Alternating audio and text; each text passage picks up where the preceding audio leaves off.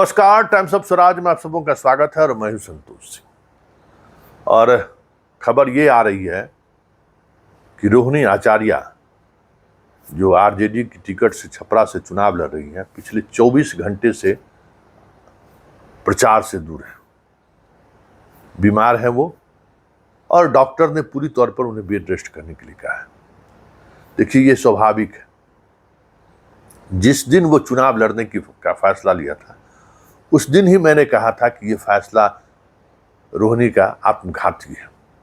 हम बार बार इसको लेकर संकेत दे रहे थे कि रोहिणी के अंदर में जो टैलेंट है, रोहिणी जिस तरीके की सटायर ट्विटर पर लिखती है,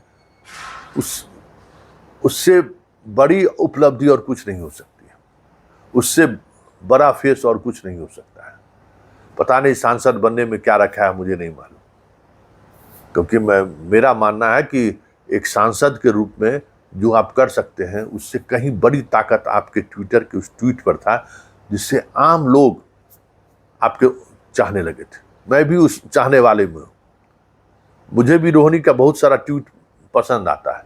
क्यों? कि सवाल वो जबरदस्त करती है। हालांकि जब वो मैदान में उतरी है तो उस तरीके का फायर चीजें देखने को नहीं मिली है।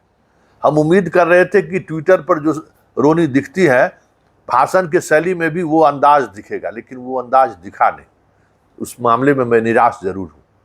लेकिन जब आप किडनी दी है, आपके अंदर अभी जो रोग से लड़ने की जो प्रतिरोधक क्षमता है वो इतना विकसित नहीं हुआ होगा, और उसके बावजूद भी जो आपने निर्णय ले लिया, हमें लगता है कि ये निर्णय सही नहीं था, और इसका खामियाजा आपको, आपके परिवार को और बिहार को भी भुगतना पड़ेगा।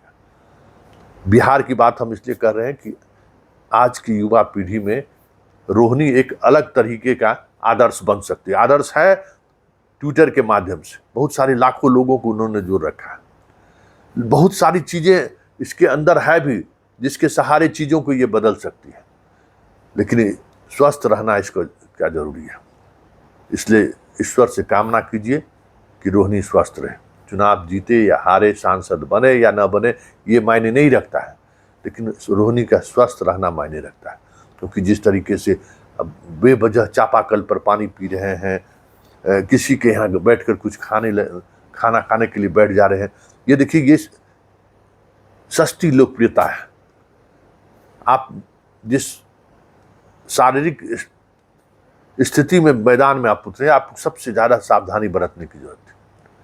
ईश्वर कुछ भी ऐसा ना करे, लेकिन इतना जरूर कहेंगे कि रोहिणी का बीमार होना और रोहिणी के बीमारी के बारे में जो खबर आ रही है, जिस तरीके से इन्फेक्शन की बात आ रही है,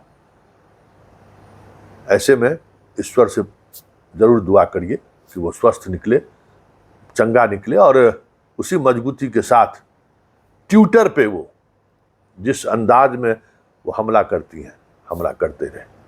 चुनाव में जो कुछ भी होगा वो मतदाता तय करेगा, लेकिन इतना तय है कि जो चीजें